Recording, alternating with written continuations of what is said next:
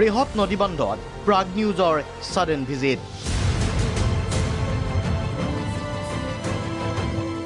8 বছৰে বন্ধ হৈ থকা নদীবন্ধত এতিয়া কি চলিছে? 70-ৰ পৰা 80% কাম সম্পূৰ্ণ।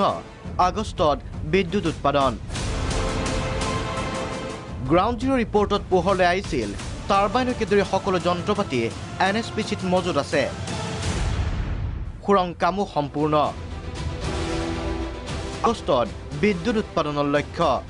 देखिए काम वैसे मैंने बताया बहुत ही तेजी से हम चल रहे हैं और हमारा पूरा उम्मीद ही नहीं पूरी कोशिश भी कर रहे हैं और उम्मीद भी है कि हम 500 मेगावाट अगस्त तक जरूर ग्रिड को दे देंगे। यहाँ 2 यूनिट से 500 दो यूनिट, एक यूनिट 250 मेगावाट की है, दो यूनिट करने से 500 मेगावाट हो जाएगा।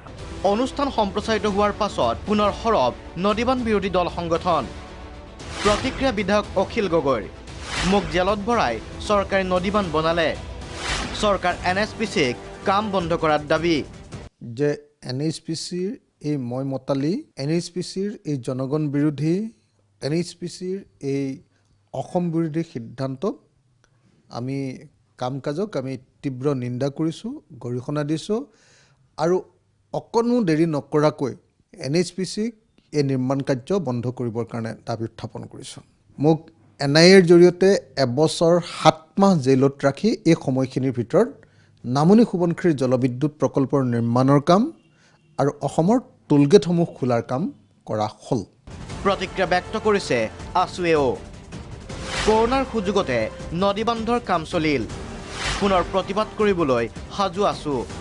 কোনো কাৰণত জনসাধাৰণৰ সম্পত্তিৰ নিৰাপত্তা সুনিশ্চিত নোহোৱাকৈ এই কাম কাজবিলাক আগবঢ়াই লৈ যাব নোৱাৰিব। অসমৰ বিশেষজ্ঞ সমিতিৰ যিবিলাক প্ৰতিবেদন আছিল সেই প্ৰতিবেদনবিলাক আওকাণ কৰি তেখেতসকলে কাম কাজ কৰিব নোৱাৰিব। এই কথা বতৰাবিলাক স্পষ্ট হ'ব আৰু আমি ৰাইজৰ সহযোগত পুনৰ আন্দোলন আগবঢ়াই লৈ যাম। কিছু সময় লাগিব কাৰণ ৰাইজক এই লকডাউনৰ সময়ত বিভিন্ন ধৰণে প্ৰলোভিত কৰিলে। প্ৰতিক্ৰিয়া অসম জাতীয়তাবাদী যুৱ ছাত্ৰ পৰিষদৰো। যে আমি 1 লাখ মানুহ সমবেত কৰি নামনি সোৱণশিৰি জলবিদ্যুৎ প্ৰকল্প আমি ঘেৰাও কৰিম। দল সংগঠনৰ প্ৰতিক্ৰিয়াৰ বিপৰীতে ইতিমধ্যে NSPCয়ে সম্পন্ন কৰিছে 75% কাম। প্ৰশ্ন হ'ল দল সংগঠনৰ প্ৰতিবাদে বন্ধ কৰিব পাৰিবনে নিৰ্মীয়মান প্ৰকল্পৰ কাম? নে প্ৰকল্পক লৈ আৰোপ কৰা হ'ব কোনো নতুন চৰ্ত? Bureau report, Prag news.